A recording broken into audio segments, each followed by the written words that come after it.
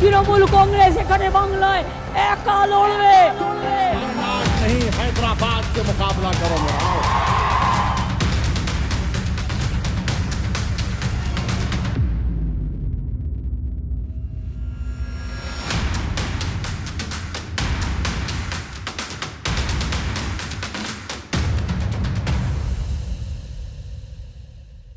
नमस्कार। हिंदुस्तान में चुनावों में सिर्फ वोट नहीं पड़ते, सिर्फ सरकारें नहीं बनती। यहाँ शिकवे होते हैं, ख्वाब होते हैं, बनते हैं, टूटते हैं, रंजिशें होती हैं, नए दोस्त बनते हैं, पुराने बिछड़ते हैं। बड़ा अतरंगी सतरंगी होता है चुनावी माहौल। चुनावों की खबरें भी तमाम होती हैं, मगर हम कुछ चुन के लाएंगे। यह है हमारी पेशकश जिस डेली पोल ट्रैक। देखिएगा और सुझाव दीजिएगा। पहली खबर है चुनावी पलटियों पर। वैसे तो हर चुनाव से पहले नेताओं का दामन छुड़ाकर नए रिश्ते बनाने का सिलसिला पुरानी बात है, मगर चली है ऐसी रस्म इस बार कि मामला मूसलाधार हो गया है। अभी तक करीब 30 बड़े नेता, पार्टी और पाला बदल चुके हैं। नए बसेरों में बीजेपी सबसे पॉपुलर है। आज की ही लीजिए। पिछले कई सालों से इस चेहरे को आपने इन्हें बीजेपी उसके फैसलों, हरकतों को आरी से छीलते देखा होगा। गौरव वल्लभ कांग्रेस के प्रवक्ता थे, एलएलबी किया, सीए किया, एमकॉम, पीएचडी हैं। यूएसए यानी अमेरिका से सर्टिफाइड रिस्क मैनेजर हैं। एक्सएलआरआई जमशेदपुर जैसे संस्थान में प्रोफेसर रहे हैं। झारखंड में पूर्व मुख्यमंत्री रघुवर दास के खिलाफ विधायकी का चुनाव लड़े थे। रघुवर दास बीजेपी के मुख्यमंत्री थे, कांग्रेस के टिकट पर लड़े थे। 2023 में उदयपुर से चुनाव लड़े, दोनों बार हार गए। राजनीतिक जीवन में बीजेपी के हिंदुत्व पर हमले किए, बीजेपी सरकार को उद्योगपतियों का सगा बताया, आज बीजेपी में शामिल हो गए। और कुछ नहीं, काफी बदले बदले नजर आए सरकार हमें। मोदी जी, जब होलसेल मार्केट में कीमतें कम हो रही है तो 140 करोड़ देशवासियों ने ऐसा क्या गुनाह कर दिया आपको वोट देके कि आप उनको उस चीज का बेनिफिट नहीं दे रहे? पर मोदी जी, आप तो ब्रह्मा जी के बराबर आपका ज्ञान है। आपको सभी विषयों का, सभी वस्तुओं का आपको अद्भुत ज्ञान है। राहुल गांधी जी के नेतृत्व में कांग्रेस पार्टी, खड़गे साहब जी के नेतृत्व में कांग्रेस पार्टी संसद में खड़ी होकर पूछती है कि मोदी जी, अडानी से आपका क्या रिश्ता है? मुझे ऐसा लगता है कांग्रेस पार्टी मोदी जी की आलोचना करते करते इस स्तर पे आ गई है कि वो अपनी स्वयं की आलोचना करने लग गई है। सुबह से शाम वेल्थ क्रिएटर्स को गाली, उन नीतियों को गाली, निजीकरण, उदारीकरण, वैश्वीकरण, कोई बिजनेस करे उसको गाली, कोई विनिवेश में पार्टिसिपेट करे उसको गाली, एयर इंडिया कोई कंपनी खरीदे तो वो गलत, कि भगवान श्री राम का मंदिर बने, न्योता मिले और हम न्योते को कांग्रेस पार्टी लिख के भेजे कि हम नहीं जाएंगे। मेरे में इतनी ताकत नहीं है कि जब सनातन धर्म के ऊपर सवाल उठाए और मैं चुपचाप बैठ जाऊं, मेरे से नहीं होगा। दूसरी खबर है केरल से कश्मीर की। केरल में देश भर के दोस्त दुश्मन हो गए हैं और कांग्रेस और वाम दलों की केरल की रंजिश का असर देश भर में इंडिया गठबंधन पर पड़ सकता है। खासकर इसलिए कि कोई हल्का फुल्का कांग्रेसी कैंडिडेट नहीं, खुद राहुल गांधी वायनाड से सीपीआई के खिलाफ चुनाव लड़ रहे हैं। राहुल गांधी का नामांकन, उनका ये रोड शो वामदल और केरल के मुख्यमंत्री को नागवार गुजरा है। बहरहाल दोनों पार्टी कहती हैं कि बीजेपी गेम में नहीं है, लेकिन राहुल गांधी के घंटों चले वायनाड के रोड शो को कुछ देर देखिए। क्या कुछ आपको अटपटा लगा?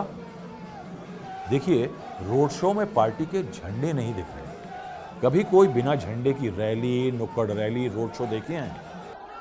ये इसलिए हुआ कि 2019 में गाजे बाजे के साथ राहुल गांधी वायनाड आए चुनाव लड़ने के लिए। एक हुजूम उनके आगे पीछे चला, हाथों में थे कांग्रेस और आईओएमएल के झंडे। हुआ ये कि आईओएमएल के हरे झंडे ज्यादा थे। बीजेपी चुस्त निकली, देश भर में मुद्दा बना दिया। राहुल गांधी और हरे झंडों के अलग मायने निकाल दिए। 5 साल पहले झंडों का होना मुद्दा था, अब झंडों का ना होना मुद्दा बन गया है। कांग्रेस पार्टी के नामांकन रैली में मुस्लिम लीग के फ्लैग्स को छुपाना इस बात का संकेत है कि या तो राहुल गांधी मुस्लिम लीग के समर्थन से शर्मसार हैं, या फिर जब वो उत्तर भारत में आएंगे और मंदिर मंदिर जाएंगे तब लोगों से उत्तर भारत में मुस्लिम लीग के साथ उनके गठबंधन को छुपा पाएंगे। केरल ही नहीं, कश्मीर में भी इंडिया गठबंधन के मंच पर एक साथ दिखने वाले दल बिखर रहे हैं। केरल में अगर कांग्रेस और वामदलों की लड़ाई से इंडिया गठबंधन को ठेस पहुंचेगी, अब बारी है कश्मीर की नेशनल कॉन्फ्रेंस के उमर अब्दुल्ला और पीडीपी की महबूबा मुफ्ती की। दोनों बीजेपी पर कम और एक दूसरे पर ज्यादा भड़क रहे हैं। I have not made any remarks about her party and therefore I have nothing to say on this.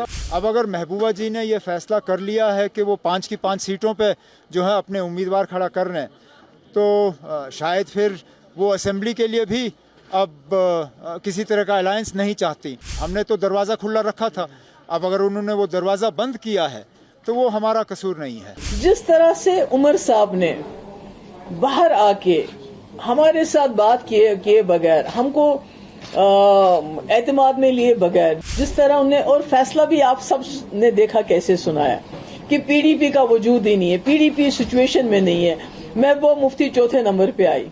उस वक्त जो लहजा था उमर साहब का वो बहुत सख्त था और उससे मेरा वर्कर जो है बहुत ही ज्यादा मायूस हो गया।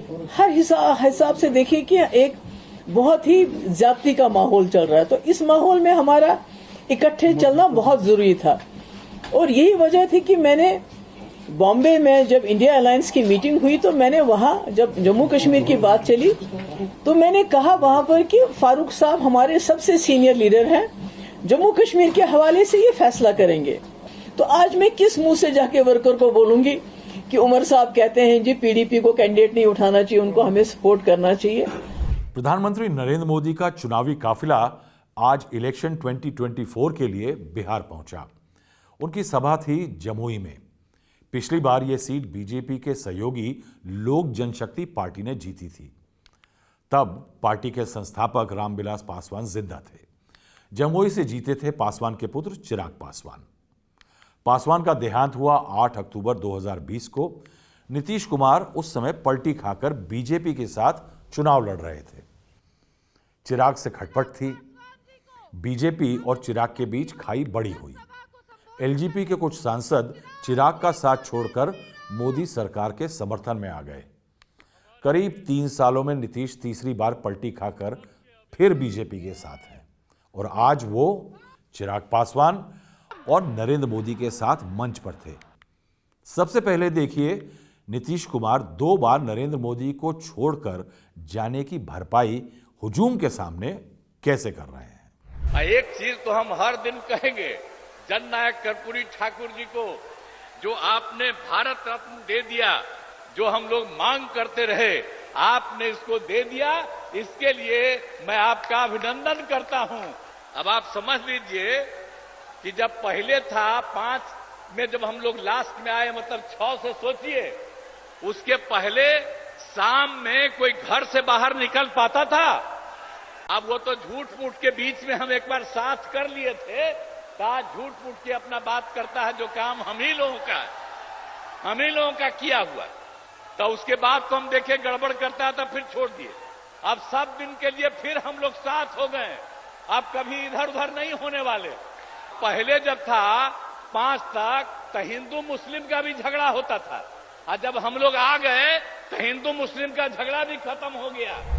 और अब देखिए प्रधानमंत्री का जमुई में भाषण, जो एक चीज साफ करता है कि बीजेपी का इलेक्शन 2024 में मंत्र होगा राम, राशन, करप्शन और कोएलिशन। हमारी सरकार में राम मंदिर का 500 वर्ष पुराना सपना पूरा हुआ।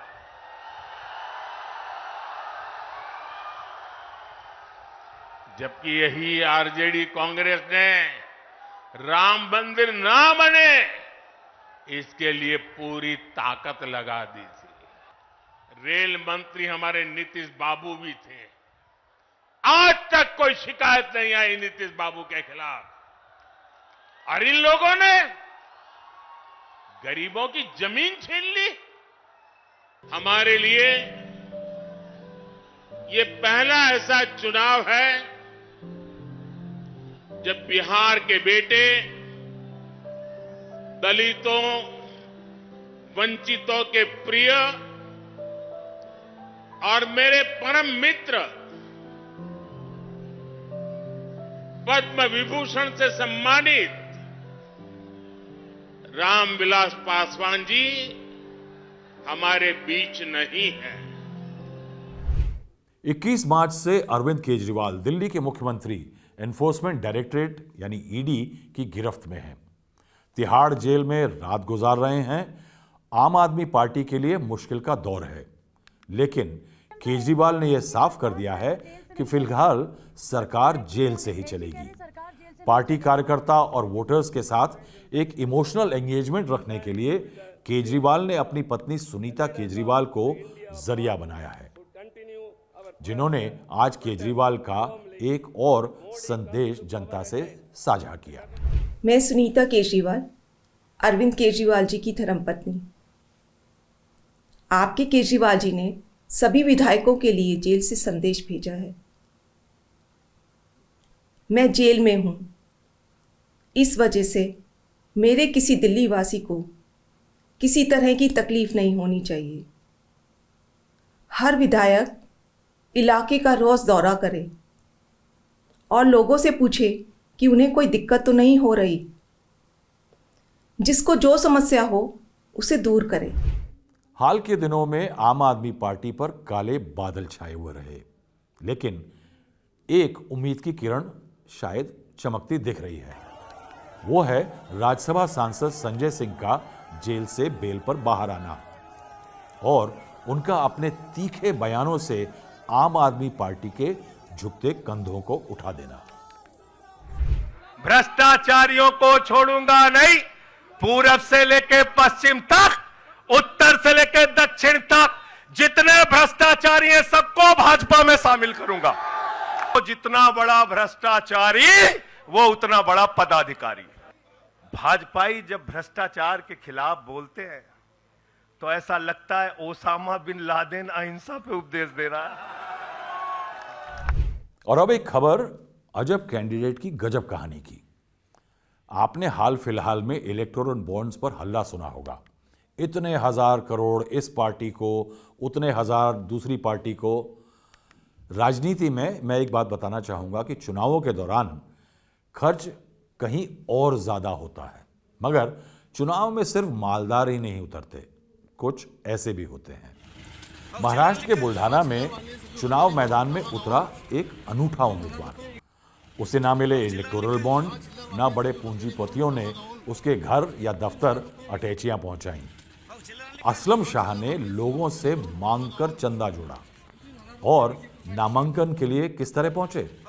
10,000 रुपये भरने थे और ये 10,000 रुपये वो लेकर पहुंचे नामांकन केंद्र, नोटों में नहीं सिक्कों में।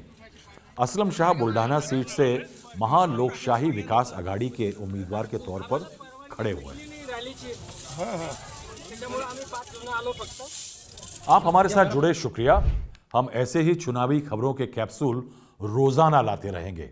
आप देखिएगा, राय दीजिएगा, सब्सक्राइब करिएगा। शुभ रात्रि।